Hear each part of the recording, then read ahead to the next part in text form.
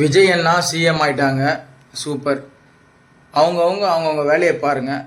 அவர் நம்ம நாட்டுக்கு என்னென்ன நல்லது பண்ணுமோ அவர் வேலையை நிம்மதியாக பார்க்க விடுங்க. எதுக்கு தேவையில்லாமல் இன்னமும் ரஜினி சாரை எதுக்கு ட்ரால் பண்ணிட்டுருக்கீங்க நீங்கள்? எனக்கு ஒன்றும் புரியல. ரொம்ப அநியாயம் பண்ணுறீங்க. ட்ரால் பண்ணால் என்ஜாய் பண்ணணும், சிரிக்கணும்.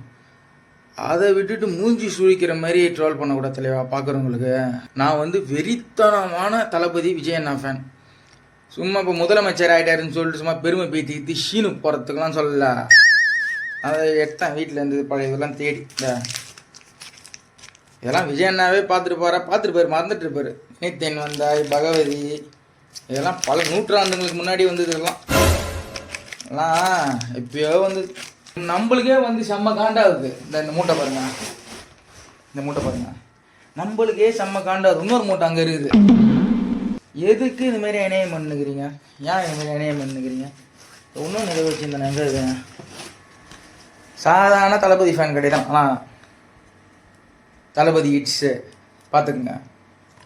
நம்ம சூப்பர் ஸ்டார் ரஜினி சாரும் ஒரு காலத்தில் இப்பயும் அவர் பயங்கரமாக தான் இருக்கார். அப்போ பயங்கர பீக் டைம். வேறு மாதிரி ஹேட்டர்ஸே கிடையாது, யாருமே கிடையாது. தமிழ்நாடு உள்ள கையில் வச்சுருந்தார்.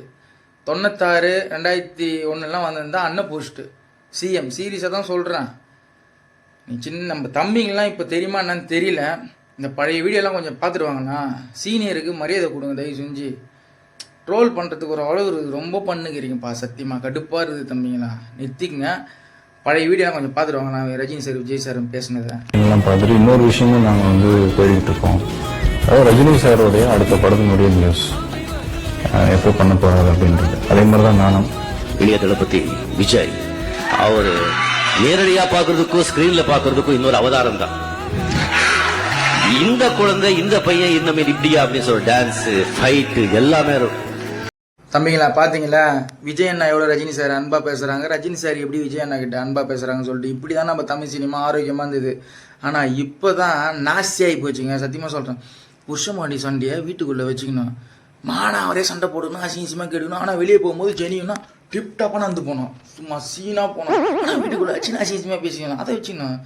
வெளியே அசிங்கமாக கேட்டுக்குன்னு அடிச்சிக்கணும். நமக்குள்ளேயே அக்கம் பக்கத்தில் இருக்கிற வீட்டிலாம் ஐயோ காரி மூஞ்ச குடும்பம் நாதர் குடும்பம் பொழுது நினச்சிக்க மாட்டாங்க. அதுமாரி தான் நம்ம தமிழ் சினிமாவை எல்லா சினிமாவும் பேசினுக்கிறாங்க. கேவலமாக இருக்குது. சத்தியமாக சொல்கிறேன். என் பசங்கன்னா வீட்டில் நிம்மதியாக தூங்கலான்னு பார்த்தேன். தூங்க விட்றீங்களா? எங்கன்னா இன்ஸ்டாகிராமில் ஒரு வீடியோ பார்த்துட்டு என்ன பைத்திய மாரி நின்று பழம்னுக்கிறேன். என்ன பண்ண போகிறீங்களா? என்ன நடக்க போதோ? சத்தியமாக நல்ல கிரிக்கு போக மாட்டீங்க. லூஸ் மோஷன் நிற்காமல் போவோம். என்னாலலாம் தாங்க முடியாது தலைவா. அதுமாரிலாம் என்ன எதனா பண்ணி விட்டுற போகிறீங்க. எங்கடா அடுக்குறேன்.